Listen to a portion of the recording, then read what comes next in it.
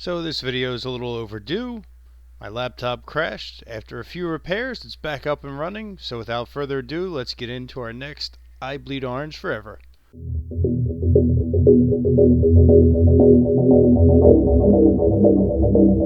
Chuck Fletcher should really change his nickname from Chucky 2 Trades to just Chucky Trades after he's made so many deals and signings and picked up some help in the draft.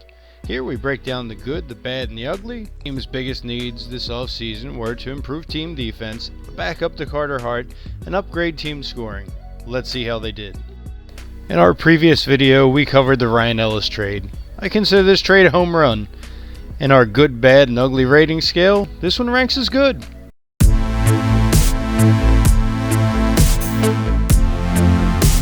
Listen, I get the Flyers needed cap space to make a few other moves, and still have to sign Carter Hart and Travis Sanheim, likely to team-friendly deals as they both had some pretty bad years.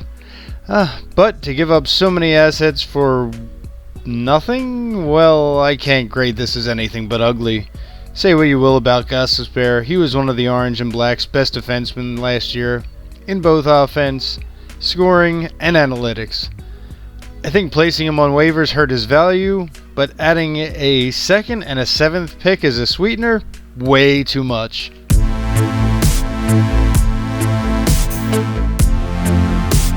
Just getting this out of the way, I love the way Ristolainen plays.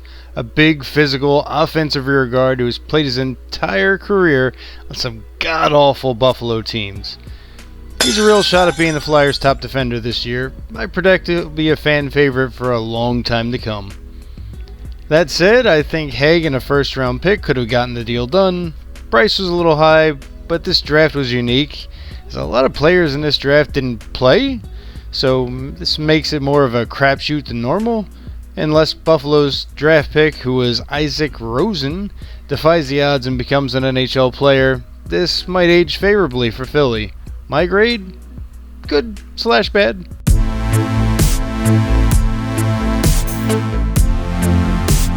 This trade might possibly be Fletcher's best of the offseason. Voracek carried an $8.25 million cap hit for the next 3 seasons. This kept Fletcher from making any substantial improvements, especially in the flat cap era. Since the Flyers didn't retain any of Voracek's salary, they saved about $2.4 million of cap space.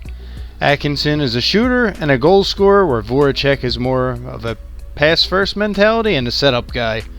For years, the Flyers haven't had a pure shoot-first guy on the team and have suffered for it. Watch any game at Wells Fargo and you'll hear the fans chant, "Shoot!" when there's too many passes made or the Flyers' power play is getting too fancy with passes. This trade's a good one. The Flyers have traded away Nolan Patrick, Phil Myers, Shane Gostisbehere, Robert Haig, Jake Voracek, a 21 first-round pick, a 22 second-round pick, a 23 second-round pick, and a 22 seventh-round pick. And they've added Ryan Ellis, Rasmus Ristolainen, Cam Atkinson, and about $625,000 of cap space. Overall, I give these trades a rating of good. The defensive needs and scoring were addressed, and some dead cap space was removed, while upgrading some of their biggest concerns.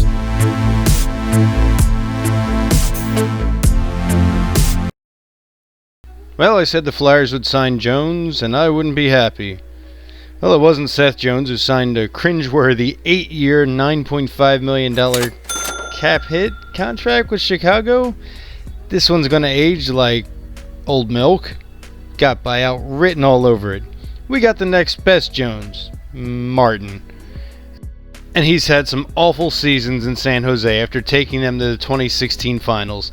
His save percentage has been below .900 for the past 3 seasons.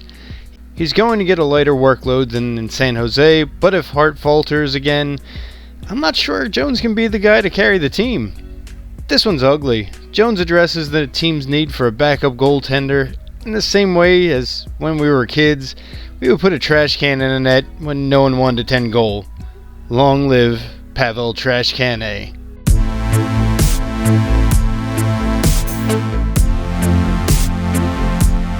Yandel is a great offensive defenseman and fills the Gostisbehere power play specialist role for $4.5 million less. But Yandel is getting into the twilight of his career and needs to play some sheltered minutes, likely with Justin Braun on the third pair. He's still capable of putting up 40 plus points in a season and is the NHL's current regular season Ironman, and only the third NHL player to play over 900 games consecutively. This is a great value signing at $900,000 per year, and rates as good.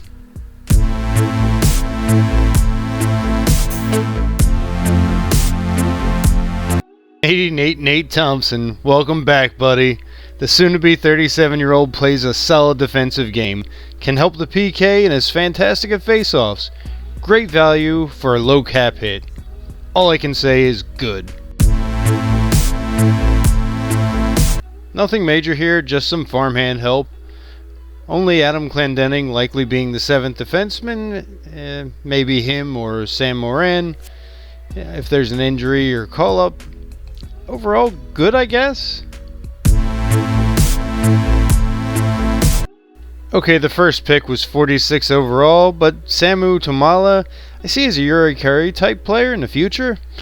The rest of the draft doesn't impress me much. Alexei Kolosov only projects to be a backup goaltender, and most of the other picks are defensemen who generally take more time to develop.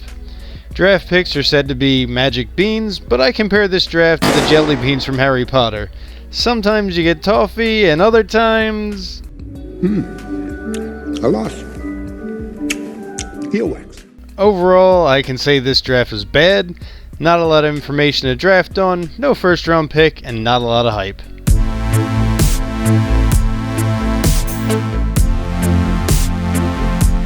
Overall, the Flyboys did improve, but if the goal was Stanley Cup contention, I just don't think they're there yet.